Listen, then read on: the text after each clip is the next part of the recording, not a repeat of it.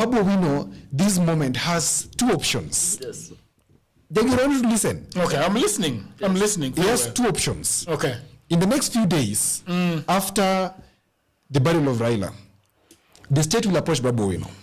They will take my word to the bank. And they'll approach Babu Owino for two reasons. Either Babu Owino will be given Nairobi governorship in 2027. They'll assure him of the support that they'll give him in 2027, okay?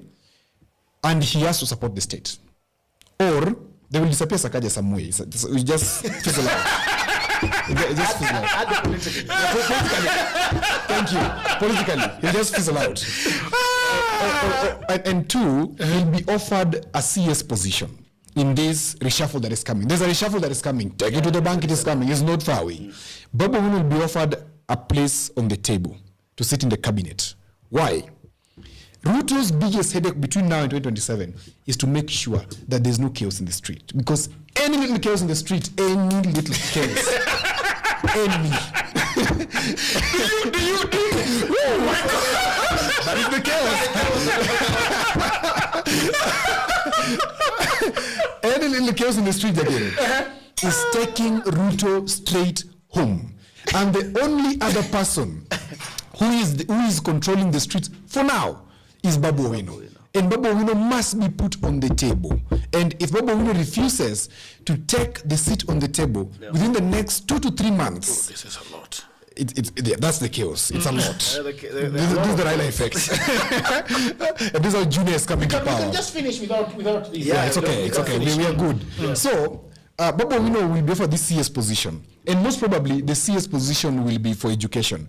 Migos Ogamba is going home. He can take that to the bank from me. He's going home. That position will be given to Babu Owino. Yeah, we started this thing very well. No. You know, there's nothing I ever told on this podcast that has not happened. Do you agree we started this thing very well?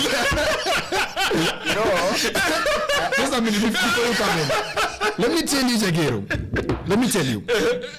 If Babu Owino refuses to take the CS position, he'll wait for 2027 and then he'll fizzle out at the governorship. You will never get out of Nairobi governorship safe. When you leave the Nairobi governorship, you leave tainted. By 2027, Babu has the chance of being the deputy president. If he accepts the CS position now. Okay? If that refuses, remember, Ruto must also balance Raila'S interests posthumously. And Raila'S interests are only harbored by who? By Junior. So Junior must be fully embedded in the ODM structure, and Junior is going to fight it out. So shortly, you will see ODM move into the national delegates, whatever, right? I don't like the way this is going. I hate it. Because Jagero hates it now more as a candidate. Because you're a candidate. As we love it, because we understand it. So, there's a possible struggle. There's a possible struggle. I see it because Winnie is not a weak character. Remember, Winnie has just said in a speech when just a short while ago that Honorable Raila died in her arms. You know what that means in Luo? That means all the blessings are left to you. That is the implication. Yeah. Now, Winnie is already has been more political than Junior. Yeah. And Winnie is fairly strong compared to Junior politically. But in the patriarchal setting of our society, that's the struggle. So there's a possibility that there's going to be a little struggle, and that's why the family will rein in and remove Oburu to be the head of ODM, and it will be a struggle between Babu and Junior for the leadership of ODM if Babu wants to go that direction. But if he's wise, let him leave Junior to take the position in ODM and let him go and settle for the CS position immediately. He has 20 years ahead of him. There's nothing that he's going to do between now and 2020. Junior has more. Junior is older than Babu. Junior is about 44, if I'm not wrong today. Babu is about 36 or 35. So Babu is fairly young. Okay, you wanted to say something. Hail Holy King. Here comes Junior Odinga. I think Odhiambo just says the reality in probably more brutal words than I would have. But maybe I would share the same sentiment. You know, whereas I told you that there's a way that power loves going towards the most unlikely. Yeah. You will give it even the example of Mutula Kilonzo. And whereas the whole country looked at Kethi as the automatic heir apparent, it just shifted and went to Junior. And so the reality is that we cannot be able to sit down and look down on Junior. I look at Oburu Odinga more as I even don't feel like he will be pushed away, as Odhiambo puts it. I feel like he is the caretaker. Yeah. He is the placeholder to allow Junior Mon finish, assemble the strength to then take this forward. So the reality is as it is. And you know, there is a lot of similarity between Babu Owino and Raila Odinga, a lot of similarity.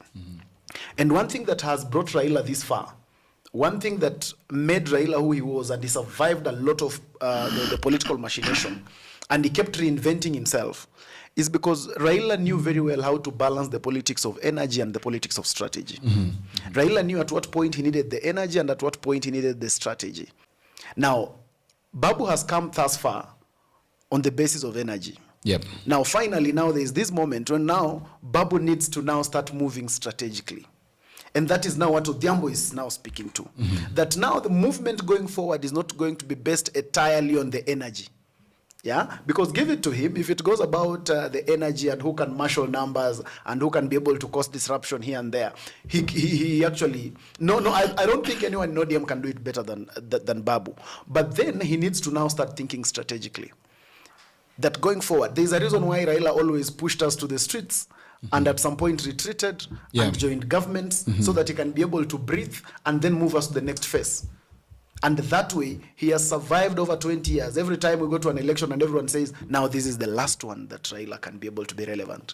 And then we get to the next one and he is more relevant than the previous. Yeah. So now, it is now the time for really Babu to now rethink, see how to best navigate this. And this is the time when he needs a lot of brain around him to be able to help him now think strategically going forward. I was happy when he talked in the was it the ODM meeting or the MPs meeting, and he really tried to dissociate with himself from what happened at Mama's place, at Mama Ida Odinga's place, because this is not the right time for chants of Babu. It is absolutely not the right time for people to really chant your name. You must really try and be able to control your supporters, because they might just sell the wrong impression, and just like that, something that was so near gets so far. Yeah. Okay, thank you. Just a minute. Yes. Just a minute. In closing. Yeah. In closing. So that to advise him, I'll tell him to take the CS position. He must go for the CS position or perish. That's the reality. He must go for it. If he doesn't go for it, well, he'll be handed Nairobi in 2027, that will be it. That's fine. Our producer here, Noah Sigo, has just sent me something, and I want to read it verbatim. This is Raila Odinga Jr.'s statement when he's giving his speech seconds ago at Nyayo Stadium. And he has said, I am my dad's son, and that is why I will continue to fight for the values he believed in: justice, fairness, and service to others. Service to others. Tafakari. Yes. Okay. Yeah, Babu. Thank you very much, people of the internet. I hope that you're going to have a lot to say about what Odhiambo has proclaimed. The new king. By the way, you know, I don't like interfering with what you're saying. But by the way, let me tell you, there's going to be a division in ODM. There's going to be two factions in ODM. One who are going to be loyal to the ODM formality or the ODM formation, which comes from the Odinga family. Yes. And there is another faction, Ford Kenya, Ford Asili, ODM Kenya, ODM. Yes. We're going to have such a thing. We're going to have, these people are going to create a team god from ODM. You know team god? Remember the Israelites when they were in the desert? Yeah. And Moses went up to talk to God, and Moses was taking too long. They removed the necklaces, and then they smelt them and created a calf that they were worshipping, because they wanted the God that they were seeing. They're not going to wait for Junior. Then they're going to create a calf. And that calf will come in any name. We're about to see it. Okay? But the true Israelites. Are you calling Wangak? No. I've said there could be a calf. That calf, we don't know who it will be. This is coming from but there's going to be the true Israelites. The true Israelites will stick by the ideals of ODM. Thank you. Coming from Mabel. It could come himself. Thank you very much, people.